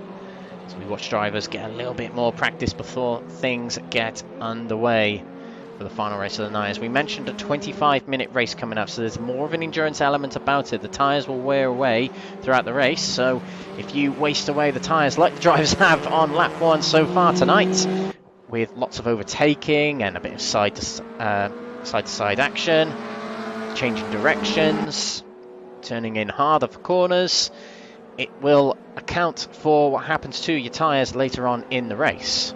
So you've got to be very careful on that opening lap. And your tyres have got to be healthy for any battles erupting or potentially erupting towards the end of the 25-minute race coming up shortly.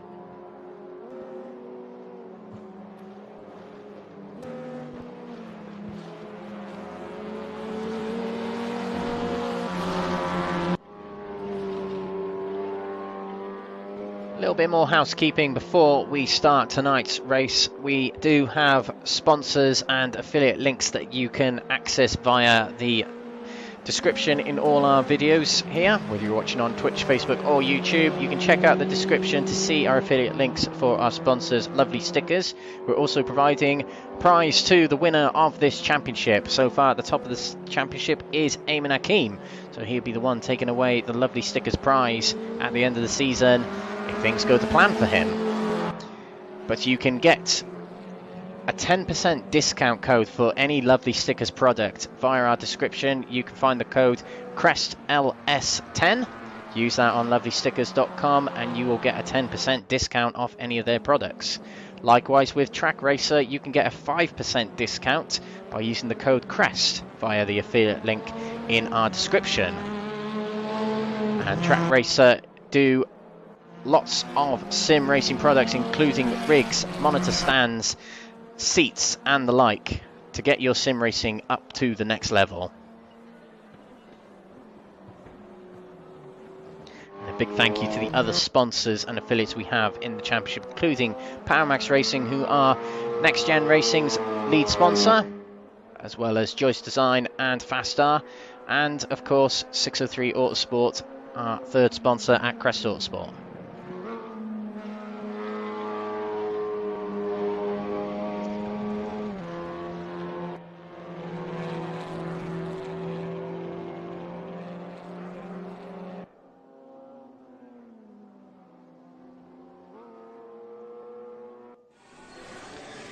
So here we go, 25-minute feature race coming up now. This is the final race of the night in round 7 of the Euro TCR Championship with Crest Autosport in alliance with NXTGEN Racing. Again, thank you for watching on all channels tonight. Do give us a like and a subscribe, and we'll see you in the races in the future. Coming up next week at Spa-Francorchamps and the other races for the remainder of the season after that. Drivers line up on the grid. Ian Deeney gets pole position with Anastasios Georgiadis in second position. Drivers line up on the grid. Deeney on the front row. Lights are red now. And they're green for the start of the third race of the night. A bad start from an Audi back there. I think that's Kernahan. Yes, it is another bad start for him. But coming into turn one, it is Ian Deeney who leads the way. Georgiadis there in second place. And he has got Fraser Rostons right behind. And Gabriel Lopez alongside. Coming into Village Hairpin. Fraser Rostons trying to slot in the middle of these drivers here. Back there we have got Ollie Hansen versus Roy Plummer. And that's Simon Johnson on the inside of Alexander Foyle. And on the outside of Elliot House there, trying to make his way up the order as quick as he can. And coming down the back straight here, we have got Mark Arrowsmith on the inside of Fraser Rostons there. This will be an interesting move going into Brooklands if he can make later braking. He does very well so far. Oh, he nearly gets the rear of Georgiadis, and the three make contact between him, Ward and Rostons. They get away with it, and Arrowsmith comes out in front. That's Rostons trying to muscle his way on the inside. It wasn't Ward he made contact with, it was Lopez. Coming out of left field, it is a gaggle of cars. Arrowsmith has got himself on the inside of Georgiadis here, as Ian Deeney just romps away at the front. Coming into Copse Corner, oh, that's Simon Johnson and Ollie Hansen battling intensely, and he spins as a result. So that might be one for the stewards later, but Ollie Hansen's night goes from bad to worse. Not the greatest of nights for him. He drops down to the back of the pack, and he has got Ike Navaluf there as well. So a bad race for the Gavra Racing team, but good on the other hand for the other Gavra Racing driver of Ian Deeney. Something's happened to Ian. Driven into the wall there. There's other drivers doing okay, but Ian Deeney just seems to have driven into the wall there. I wonder if there's been a wheel disconnect or something like that. He's going to come to a stopping start, and he resets to the pits, so it is bad to worse for Gavra Racing. Deeney's gone to the pits, and the other two drivers at the back. So Ian Deeney, who's leading the race rather convincingly, is out. Well. That's a very, very... It's been a strange night tonight. Lots of gremlins floating about. But Eamon Hakeem, look how much he's charged through the field already. Started 14th, and he's up to 3rd. Brilliant opening lap from him. 3 wide going into turn 1. Foyle backs out of it with Lopez on the outside of Simon Johnson.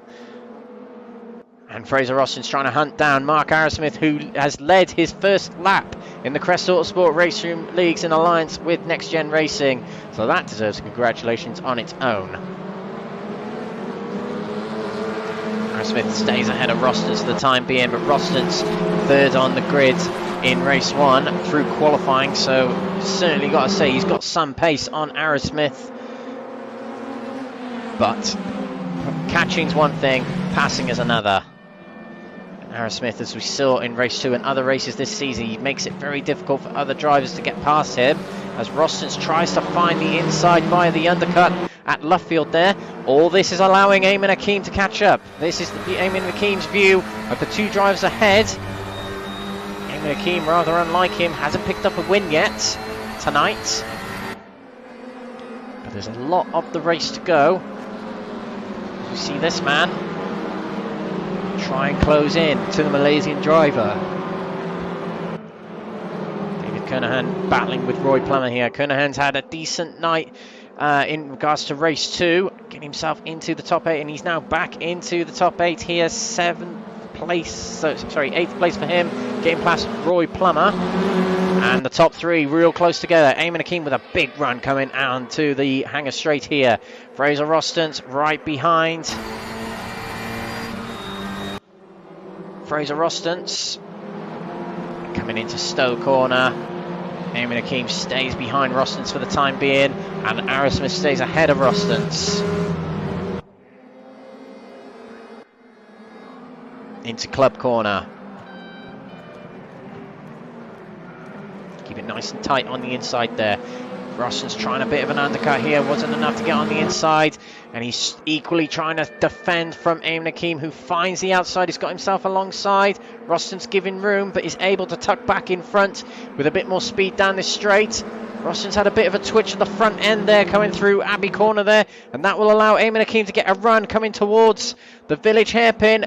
Hakeem takes to the outside, keeps it on the outside, and will have the inside going into the loop hairpin.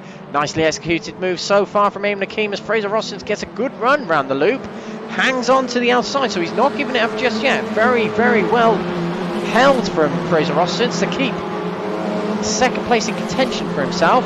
He'll have the outside for Brooklyn's Corner here, but if he can hang on to the outside, he can get the inside for Luffield.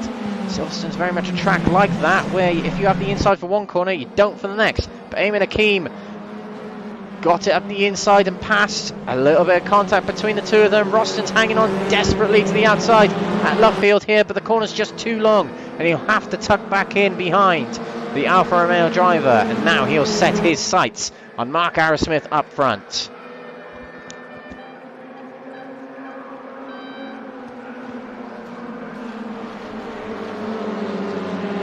Two drivers that are closing in are Simon Johnson and Alex Foyle.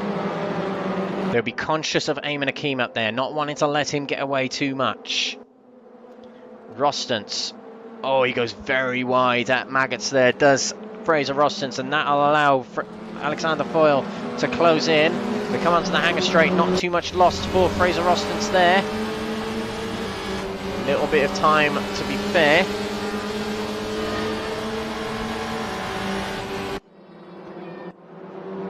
View from Simon, the helicopter on Simon Johnson. The top five ahead, the top four ahead of him.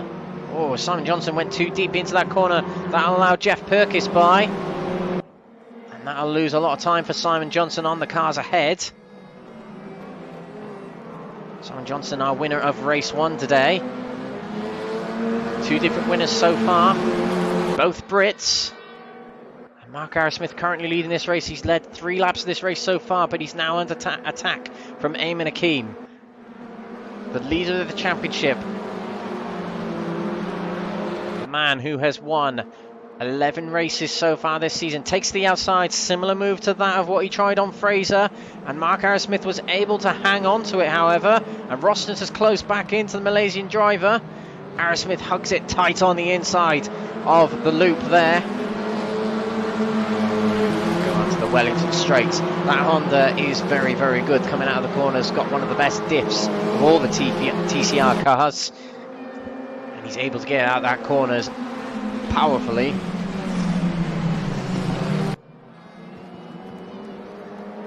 What can Rostons do to impede on Hakeem's progress? The ideal thing to do would be to cane on him and make a move, but Hakeem is so good and gaining positions and maintaining positions. He very rarely loses any.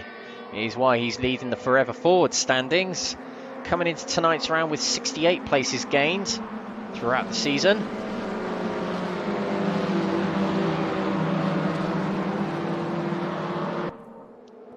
And after his race 2 and his race 3 so far comeback, he'll get quite a few more places added to that Forever Forward stat.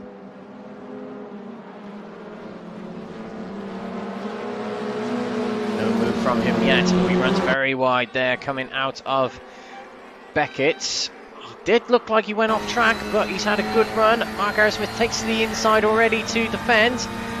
Eamon Hakeem might not be close enough to make a move, but Mark Arrowsmith insists on hanging on to the inside. Contact between the two. They both go sideways. Eamon Hakeem and Mark Arrowsmith carry on.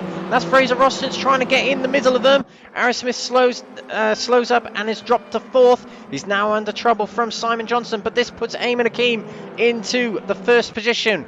That's Alex Foyle alongside Fraser Rostons. They both want to be in the 2nd position to have a go at Eamon Hakeem, but they're going to let him slip away if they don't start following each other and trying to catch back up. Simon Johnson has put himself into 5th place. He's got Jeff Perkis, the other race winner, along with him, behind him. Rostons gets himself into 2nd, but already Eamon Hakeem is looking to stretch away. Foyle trying the inside of Rostons, who hangs on to defend the inside. 2nd place maintained for him. Aerosmith into 4th place still. Simon Johnson on the inside. This might be a well-executed move from Simon Johnson. It won't be completed yet, though. They will come on to the Wellington Straight, where Johnson will have to tuck back in behind Aerosmith.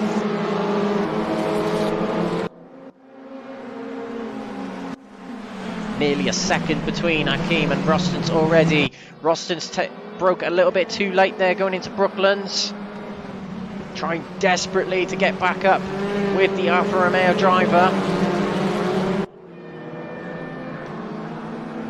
Into Woodcote now.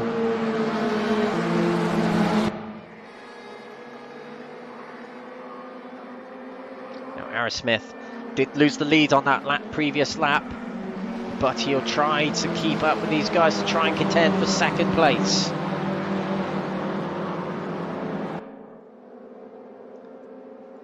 Rosson's not quite letting Hakim get away just yet. He's just ticked over a second.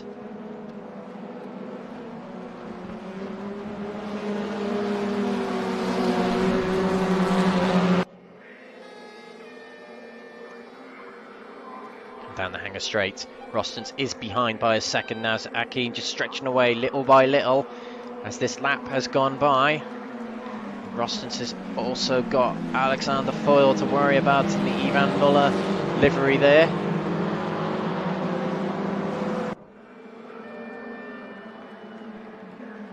Into Club Corner. 11 minutes expired in this race so far. 14 or just shy of 14 remaining. Other drivers to keep an eye on. We've got Jeff Perkins back there with Simon Johnson. That's David Kernahan closing in on this top 6 here. Jamie Dory's having a decent race up in 8th position at the moment. A decent battle going on back there. That is Alex Ward in one of the 22 Cupras against Gabriel Lopez in the other, and Heike Navalov, who's looking to come back through the order. Only DNF so far is Ian Deeney. It looked like he had a disconnection of some sort. Whether it was hardware, whether it was software, one or the other, it put him out of this race. Hakim has gained another second in the last half a lap or so. We see Alex Foyle on the inside of Fraser Rostons. This is a move for 2nd place. Rostons goes deep again into Brooklands. Can't quite get that corner right in the Audi today. And Foyle goes into 2nd place. Foyle, who's finished 8th twice tonight, be looking for a podium place here. Hakim disappears through Copse there. We continue to watch the top 5 here, from 2nd to 5th. Could include 6th if David Kernahan can gain another few tenths on the cars ahead. In fact, David Kernahan is in 6th place ahead of Jeff Perkins now, so Jeff Perkins, something has happened to him for him to lose the position. Now the similar liveried car is ahead of him, looking to make progress on Mark Aerosmith ahead of him, getting amongst that battle, bring on a potential podium for him. He'll be very pleased with that on his debut here. Foyle stretches away a little bit from Fraser Rostons. Foyle hasn't got anywhere near as much ballast as Fraser Rostons. I think Foyle has 12 kilos as opposed to Rostons, who has 32 kilos. Quite the difference.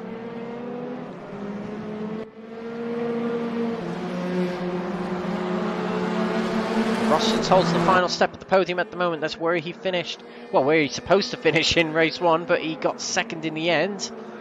So 2 podiums tonight for him would be very, very impressive. But he has got Simon Johnson, the race 1 winner, to worry about.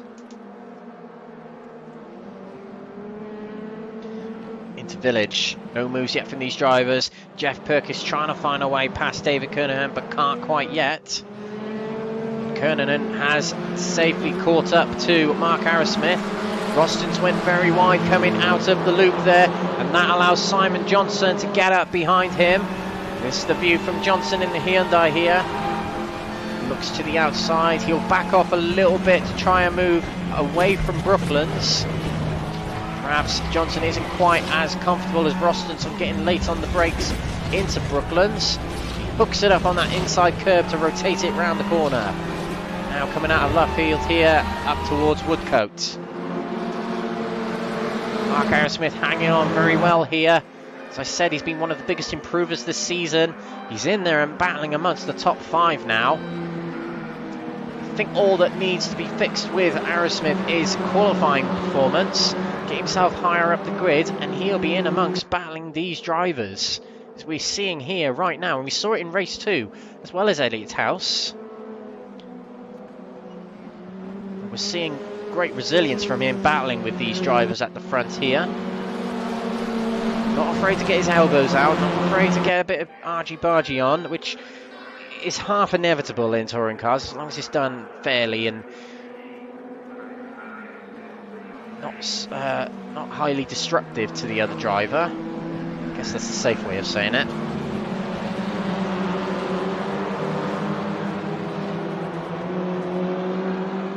So these drivers settling into this race. We've got less than 10 minutes to go.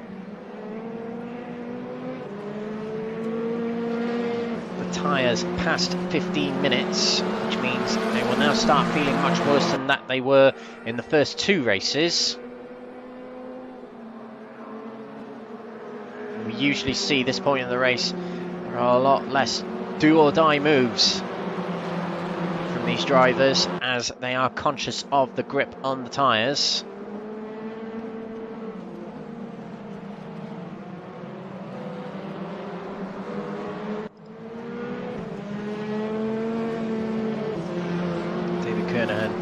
He'll be looking to get himself in the top 5. Aerosmith ahead of him.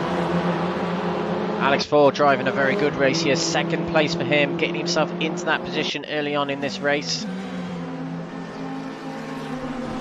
Driving away from Fraser Austin's at the moment. Oh, as he runs deep going into Brooklands. And that will bring Rostons back up towards the Lincoln Co. 4 different manufacturers battling for this 2nd place spot. 5 different manufacturers in the top 5.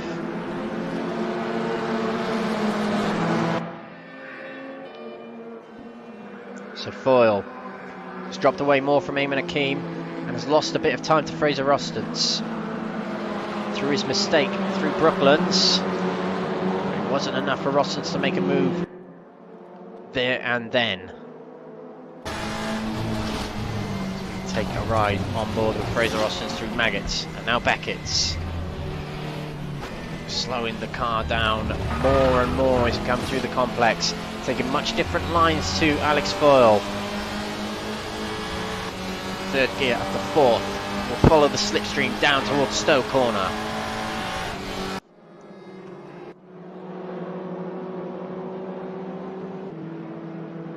No move as of yet.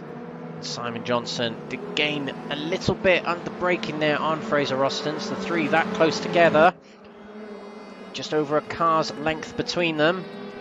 We have also got Mark Aerosmith struggling to hang on to Simon Johnson ahead, trying to keep Kernahan and Perkis at bay. Johnson's trying everything to get into the top 3 here to make it 2 podiums tonight.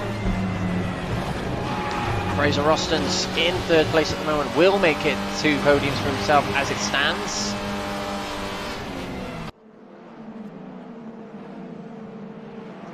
A bit of a nudge up the rear of Alex Foyle as he comes through Village Hairpin there into the loop. They're all taking very different lines to one another, trying to get the best exit from the corner or trying to make an early move on the other driver. That was Simon Johnson with a very good run out of the corner. He's right up on the rear bumper of the Audi and is not making a move. Simon Johnson seems content with where he is at the moment. He seems to want to either make a move somewhere else or stick to this position for now. Might be lining up a move later on in the race. He hooks the car up again on that inside curb. Seems to be the ideal line for that Hyundai. Let's take a look further back in the pack. Navalov here in 10th. It's been a bit of a topsy-turvy night for Navalov.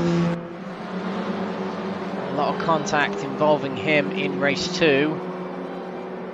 Still finished quite high up, but race 3 here hasn't gone quite to plan, down in 10th.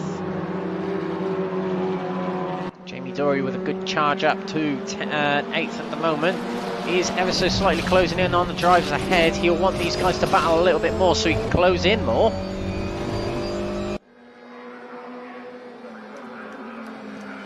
But it's quite the train of cars here. None making big moves in the last few laps or so.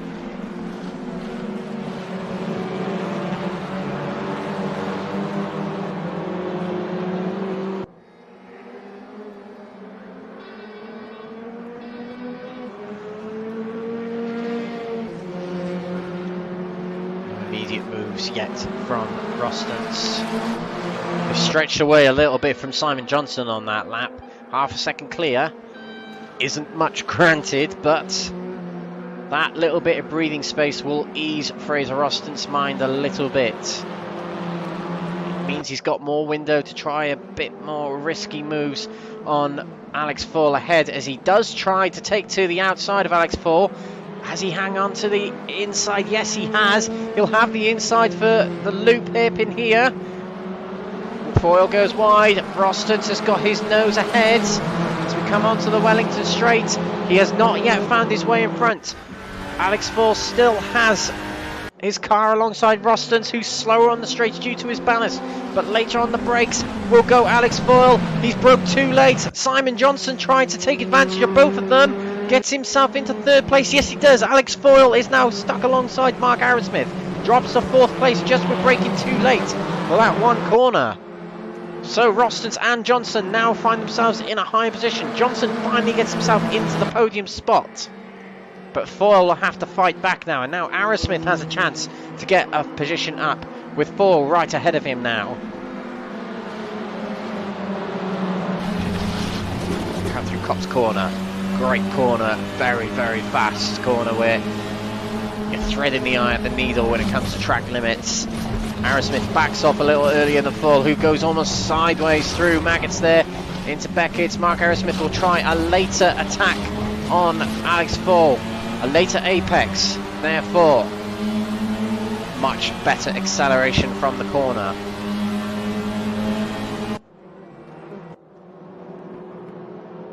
That's the view of 2nd to 7th here.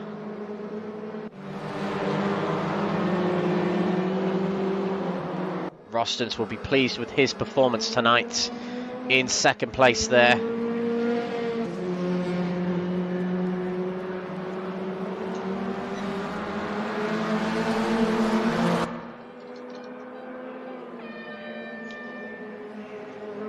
They have 2.5 minutes remaining, which means they'll have 2 laps remaining, because when they complete this lap, there'll be about half a minute remaining, which means they can go on to do another lap. Our leader still, Ayman Hakim. He would have been disappointed if he didn't get a win tonight. He's had a win in every race so far this season. So if he didn't get one in this one, he would have broke the record. Well, he would have collapsed the record.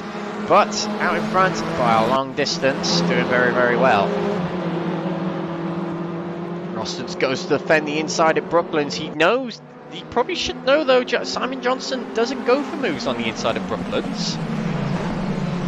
Feels the need to defend anyway, has now allowed Simon Johnson to get alongside, but now has the outside for Luffield. Fraser Rostons is able to hang on to the inside and get Simon Johnson back behind. In fact, it might have backed him up to other drivers. That might have been what Fraser Rostons was trying to back up Johnson to be in trouble from other drivers, i.e. Alex Fall or Mark Arrowsmith or others behind. Into Copse Corner, very close together. Alex Fall so close to Simon Johnson, pushing him through the corner almost. Oh, look at that. Simon Johnson has got back alongside Fraser Rostons, late braking. Oh, and he shifts it sideways. Can Fraser Rostons fight back? He's still sideways, pulling it through like a rally car, and he runs off the track. Simon Johnson runs off. That will give him slowdown penalty. He rejoins the track in front, but gets out of the way as he'll have an inevitable slowdown. That will probably promote Alex Fall past him and Mark Arrowsmith. You'll still have that slowdown penalty to serve, although there's a flash of the lights ahead. And Foyle gets through, and he might have served it and backing off the throttle throughout that straight there, and Mark Arrowsmith has now undercut him into the position. Fraser Austin hangs on to second, and Johnson couldn't quite hang on to the car. Drops down the order a little bit, tries the inside of Mark Arrowsmith. Eamon Hakeem starts his final lap here at Silverstone in race 3 for what will probably be race win number 12 for him. We have got this battle to keep an eye on. Simon Johnson still trying to serve that slow down penalty. He will let by the Audi of Jeff Purkis and David Kernan had to swerve to avoid, and now Jamie Dory is attacking in the Opel Astra there. Tries to find the inside of Johnson. Yes, he does a bit of door-to-door contact there as there's very minimal room through the corner. Dory has the outside, not the ideal line. Johnson hangs on to the position for now. Now Foyle back onto the podium spot and might have a shot at second place here. They've both been braking too late into Brooklands here. What will happen this time? Will they learn from their mistakes? Late on the brakes. Roston seemed to be the later and does manage to get it into the corner. Held up Alex Foyle a little bit, which is what he needed to do. Inside for Luffield now. Foyle would not be able to make the move here unless he gets a good undercut coming out of the corner. Through Woodcote now, it's very close between them. Alex Foyle almost pushing along Fraser Rostons. Is Copse the corner go for the move? Alex Foyle seems to think so. He looks to the inside going into the corner. Rostons gives him room and he finds the inside, does Alex Foyle. They're still side by side coming out of the corner. Brilliant battling on this final lap here at Silverstone. Coming into Maggots now. What will be the occurrence here? Rostons gives plenty of room. Oh, and there's contact between the two. Foyle runs off a little bit wide. Stays in third place. Or will Mark Arrowsmith be able to capitalise on it? He might just be able to. Mark Arrowsmith might be able to sneak in for his first top 3 of the season. Coming down towards Stowe, he has got himself ahead. And that's Jeff Purkis waiting in the wings as well. Purkis gets through on Foyle, but we've got to switch to the race winner, as the race winner is going to be Eamon Hakeem for race win number 12 of the season. Eamon Hakeem does what he does every time. An exceptional win there. Now back with this battle. Fraser Rostons comes through in second place, and he is getting my Drive of the Day award, but Mark Arrowsmith will cross the line to finish third, his first podium of the season. Brilliant from him to capitalise on that late drama. Jeff Purkis takes fourth with Jamie Dory. A brilliant fight on that final lap there to take fifth. Alex Foyle, despair for him, dropping to sixth from he was going for second at one point, but he drops to sixth. Simon Johnson, valiant battling, but seventh is what he could manage in the end. David Kernan, and a good debut for him, 8th place. Navalov managed to fight back to get himself into 9th. Elliot House in 10th there with Jürgen Madsby Pedersen 11th. Ollie Hansen is in 12th with Alex Ward, who had a disconnection from race 1, couldn't race in race 2, but back for race 3 to get himself 13th. A little bit of a mangled front end, but a good position for him to get himself up the order. Roy Plummer 14th with Gabriel Lopez in 15th. Anastasios comes through to finish 16th. And Stephen de Gravelia will be last of the finishers in 17th.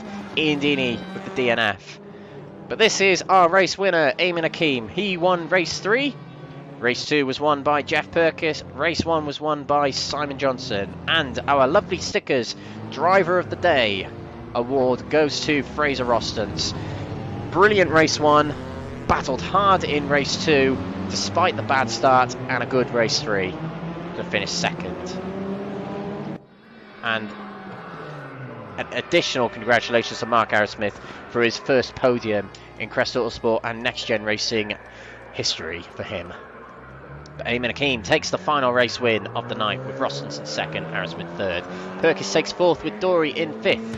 Foyle 6th with Johnson in 7th. Kernahan 8th with Navalov in 9th. Elliot House takes 10th with Pedersen in 11th. Janssen 12th with Ward in 13th. Plummer 14th. Lopez 15th with Georgiadis 16th. De Gravelia 17th and Ian Deeney DNF on lap 1 of the race to take 18th. Well, that has been a thrilling night's racing here at Silverstone for the Crest Autosport Racing Leagues in alliance with NXTGEN Racing. Thank you very much for watching tonight. We'll be back next week with more TCR action, but coming to you from another home of motorsport, one of the greatest circuits in the world, Spa-Francorchamps in eastern Belgium. Do tune in around about 7:45 UK time on the 13th of July to catch that race live. This has been the Crest Autosport Racing Leagues in alliance with Next Gen Racing. I've been Alex Everett, commentating here live on Crest Autosport TV, YouTube, Twitch and Facebook. We'll see you in 1 week's time at Spa-Francorchamps. Thank you very much for watching. Good night.